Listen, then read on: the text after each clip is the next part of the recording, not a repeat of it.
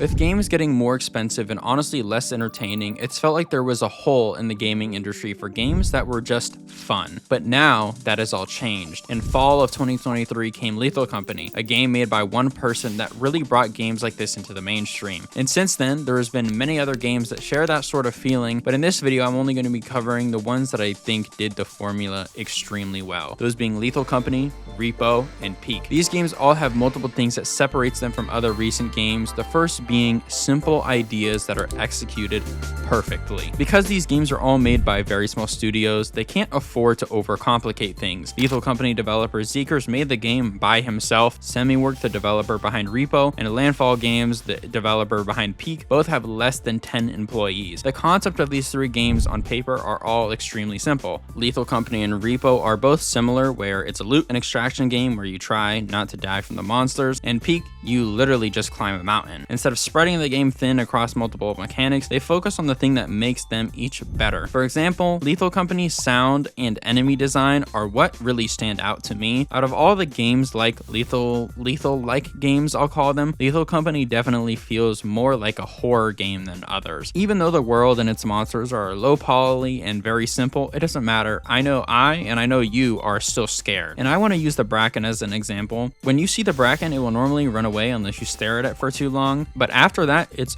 always following you. You don't even know what's following you until you see it. Or as for R.E.P.O, it definitely is not scary, and I don't really think it tries to be, which isn't a bad thing, but I think R.E.P.O really does well as its interaction with other players, so your friends. Being able to shrink down and pick each other up, pick up enemies as a group if you're not strong enough. And my absolute favorite thing is the character models. One, they're absolutely adorable, and when you talk, your character's mouth opens, but what adds a little bit of extra flair is that when you or your friends talk, whoever is currently talking, your characters will literally look at them, which just makes things so much funnier and comedic. Without that detail, the game would honestly just be a lot less entertaining. And as for Peak, I haven't really been able to play much of it, but the world gen is extremely well done. I would honestly love to know how they make it so there is always a path up. I know it's procedurally generated, which might be how, but procedural stuff sometimes can have issues, some of which I have never seen on Peak. But if I had to describe these games in one word, it's that they are literally just fun, which leads me into the next reason why these games are so popular, and that is fun and value. A game being fun is honestly the easy part. Most games are fun, but fun for how long? With games becoming more expensive, people are looking to get more value out of their purchase, which is extremely fair. A thing that adds value is replayability. How much time can you get out of your game before it becomes boring to you? And when it comes to multiplayer games, that's honestly what I look for, especially if it's a $70 game. But luckily, all of these games are. All of them are less than $15, with Lethal Company at $10, Peak at $8, and R.E.P.O at $7, which means you could buy all three of these games for yourself and a friend for less than you could buy Black Ops 6. And I do want to say, obviously, you can't play these games infinitely. You eventually are going to finish everything that there is in the game. Again, keep in mind that these are extremely small dev teams, so the wait between new content will always be longer than a bigger AAA studio, for example. Luckily, the modding community for all of these games is extremely supportive, especially for Lethal Company. There are thousands of mods that are just hilarious to mess around with, and at the end of the day, that is what all of these games are made for, to have fun. I feel now more than ever there aren't just a safe bet game that I can hop on with my friends, and that's honestly my favorite part about these games, is because they're just guaranteed fun. But before I end the video, I want to talk on one thing, and that's the term friendslop that has kind of been thrown around with these types of games. I somewhat understand the point. From what I've gathered, it's what people call games that don't really focus on gameplay or gameplay mechanics, and the main